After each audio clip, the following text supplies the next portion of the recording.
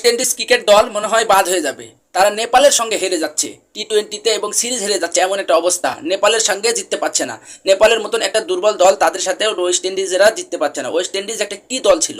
আরে ভাই, টি-20-র নাম কথা বললে ওয়েস্ট ইন্ডিজের খেলোয়াড়দের কথা সবার আগে মাথায় আসে। তারা পাওয়ার হিটিং ব্যাটসম্যান হিসেবে তাদের যতগুলো খেলোয়াড় রয়েছে তারা পাওয়ার হিটার হিসেবে পরিচিত সারা বিশ্বে।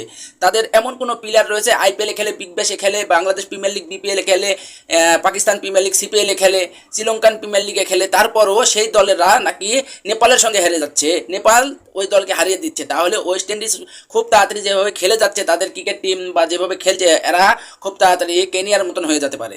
যেখানে ওই দলের সেরা খেলোয়াড় ছিল আন্দ্রে রাসেল, ক্রিস গেল এবং সুনীল নারায়ণের মতন খেলোয়াড়, ওরা হলো কেকেআরের হয়ে এখনও মাঠ কাঁপাচ্ছে, কিন্তু দেশের হয়ে তারা কিছু করতে পারে না। কারণ ওই দলের খেলোয়াড়দের কি তাহলে টাকার লোভ? যেখানে দেশের খেলোয়াড়, যেখানে দেশ বিপদে রয়েছে, তারা কোনো রকমের ছোটো দলের কাছে হেরে যাচ্ছে, তাও বড় ব্যবধানে। ওয়েস্ট ইন্ডিজের মনে করেন টিম, তারা নেপালের সাথে হেরে যায়, এটা কি মানা যায়? তাহলে আমরা বাংলাদেশের তাহলে আমাদের বাংলাদেশ টিম যদি নেপালের সাথে হেরে যায় তাও মানা যায়, কিন্তু ওয়েস্ট ইন্ডিজের মতন টিম তারা টি-20-তে যদি হেরে যায় বা সব ম্যাচে নেপালের দলের সাথে যদি হেরে যায়, তাহলে কেমন লাগবে?